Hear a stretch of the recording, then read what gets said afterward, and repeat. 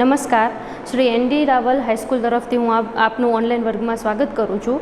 આજે હું ધોરણ 12માં મનોવિજ્ઞાન વિષયમાં ચેપ્ટર નંબર 1 સંવેદન, ધ્યાન અને પ્રત્યક્ષીકરણની ચર્ચા કરવાની છું. અને આ ચેપ્ટર બોર્ડની પરીક્ષામાં 12 માર્ક્સમાં પૂછાય છે, જેમાં આપણે આજે સૌ પ્રથમ પહેલાં તો પ્રસ્તાવના લેશું. હવે પ્રસ્તાવનામાં તો ધોરણ 11માં તમે મનોવિજ્ઞાન એટલે શું એ સમજી ગયા છો, છતાં પણ હું કહું છું, અહીંયા કહેવા માગું છું કે મનોવિજ્ઞાન એટલે શું, તો કે મનોવિજ્ઞાન એટલે શું, તો કે માનવીના વર્તનનો અભ્યાસ કરતું એક વિજ્ઞાન. એટલે તમને આ વ્યાખ્યા ઉપરથી ખબર પડી ગઈ હશે કે મનોવિજ્ઞાનના અભ્યાસમાં કેન્દ્ર સ્થાને શું છે, તો કે માનવીનું વર્તન છે.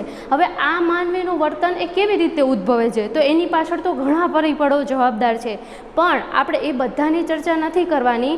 એમાંથી ખાલી આજે આપણે ખાલી શરીર તંત્ર, આપણા વર્તનને આ શરીર કેમ અસર કરે છે એ સમજવાનું છે. અને એ શરીર ને અંદર રહેલા અવયવો અને શરીરના કાર્યો આ બધાનું ભેગું થઈ અને એક માનવીનું વર્તન બને છે.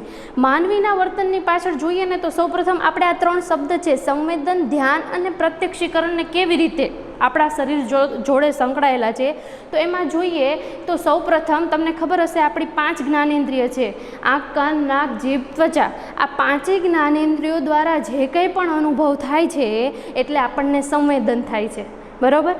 ત્યાર પછી આવે છે ધ્યાન. તો કે આપણી આજુબાજુ ઘણા બધા ઉદ્દીપકો છે, આપણી આજુબાજુ ઘણું બધું એવું દેખાય છે, પરંતુ એમાંથી આપણને પસંદ પડતી અમુક વસ્તુઓ જ આપણે એના પ્રત્યે ધ્યાન એકત્રિત કરીએ છીએ, એટલે આવ્યો ધ્યાન શબ્દ. સંવેદન, ધ્યાન અને હવે પ્રત્યક્ષીકરણ એટલે શું થાય, તો કે જે વસ્તુ આપણી સામે આવી છે એમાંથી આપણે અમુક પ્રત્યે એનું અર્થઘટન કરીએ છીએ, એને જોઈએ છીએ અને આપણા આગળના અનુભવો થઈ ગયેલા છે એનું મિશ્રણ કરીએ છીએ કે હા, આવો અનુભવ આપણને આગળ થયો હતો, તો હવે પછી આપણે શું કરવાનું છે.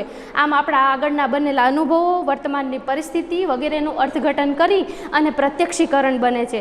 હવે આ 3 શબ્દ મેં સમજાયા. જો તમારે માનવીના વર્તનને સમજવું હોય તો આ 3 બાબતનું સંકલન મનોવિજ્ઞાનમાં સંવેદન, ધ્યાન અને પ્રત્યક્ષીકરણને સમજવું પડશે. તો એમાંથી આજે હું તમને સૌ પ્રથમ સંવેદનની ચર્ચા કરવાની છું.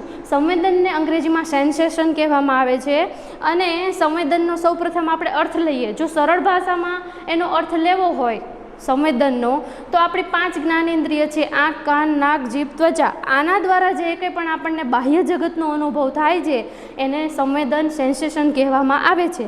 હવે જો એને મનોવિજ્ઞાનની વ્યાખ્યામાં વ્યાખ્યાયિત કરવું હોય તો સંવેદન એટલે શું, તો કે જ્ઞાનેન્દ્રિય દ્વારા થતો ઉદ્દીપકનો અનુભવ.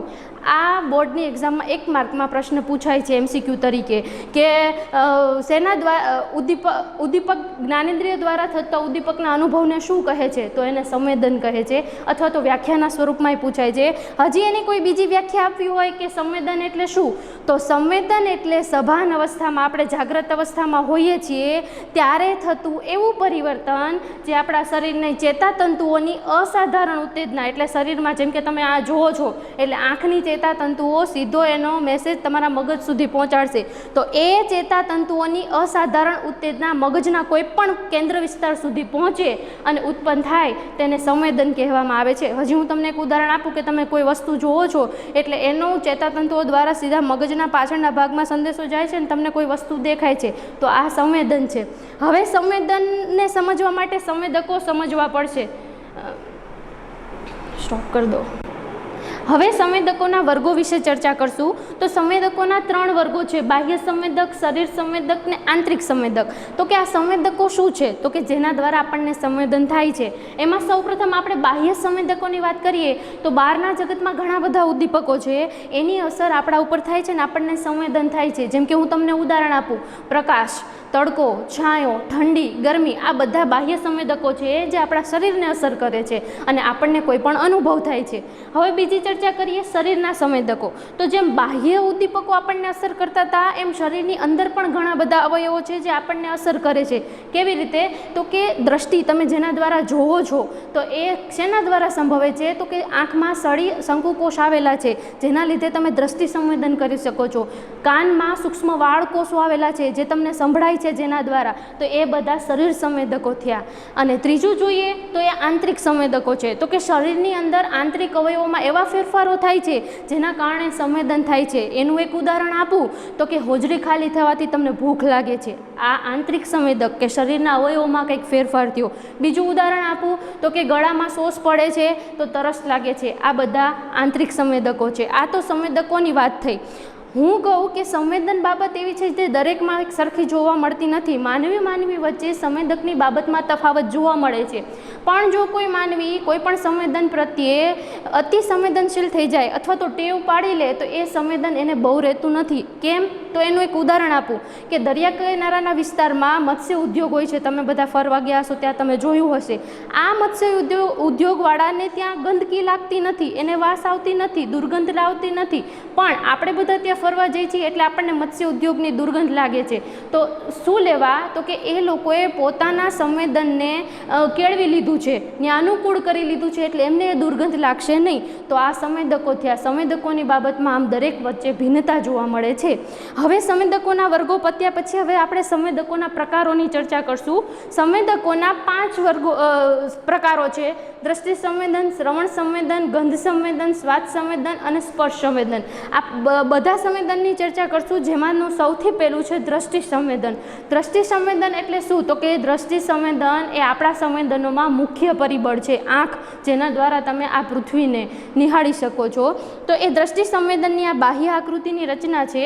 પણ આ આંખ કેવી રીતે આપણને સંવેદન કરાવે છે? તો એની પાછળ આંખની રચના, આંખના કાર્યો, આ બધું જવાબદાર છે જે આપણને કોઈ પણ વસ્તુ દેખાડે છે, કોઈ પણ ઉદ્દીપકને દેખાડે છે. એક માર્કમાં એવો પ્રશ્ન પૂછાય છે કે દ્રષ્ટિ સંવેદન શેના દ્વારા અનુભવાય છે? તો એ પ્રશ્નનો જવાબ છે દ્રષ્ટિ સંવેદન ક્યારે થાય તમને? તો પ્રકાશની હાજરી હોય ત્યારે તમને કોઈ પણ વસ્તુ દેખાય છે, એટલે એનો જવાબ છે પ્રકાશની હાજરી. કે દ્રષ્ટિ સંવેદન ક્યારે અનુભવાય? તો કે પ્રકાશની હાજરીમાં જ. હવે આપણે સૌપ્રથમ આજે આકૃતિ 1.1ની ચર્ચા કરશું, જેમાં આકૃતિમાં આંખની બાહ્ય આંખ તમને દેખાડવામાં આવી છે. હવે જો હું આંખની વાત તમને કરું તો આ બાહ્ય આંખ એ તમે કોઈની સામે જોશો અથવા તમે પોતે અરીસા સામે ઊભા રહેશો ને એટલે તમને આ આંખની રચના દેખાશે. આ આંખની રચનામાં કયા કયા અવયવો કે અંગો છે હું તમને એની બાબત કહું કે સૌ પ્રથમ તમને જે આ સફેદ ભાગ દેખાય છે આંખની અંદર રહેલો છે, જેને અક્ષિપટલ કહેવામાં આવે છે, એ સફેદ પદાર્થનો બનેલો છે અને અપારદર્શક છે. એની પાછળ શું છે આપણે જોઈ શકતા નથી, જેને અક્ષિપટલ કહેવામાં આવે છે. અક્ષિપટલ પછી વાત કરીએ દકપટલ. દકપટલ એટલે આંખના ડોળાનો જે ફરતો વિસ્તાર છે એને દકપટલ કહે છે. આ દકપટલ એ પારદર્શક છે, જેની પાછળ શું છે એ જોઈ શકાય છે. દકપટલનો રંગ પણ તે કાળો, ભૂખરો વગેરે અને માંજરો જોવા તમને મળે છે.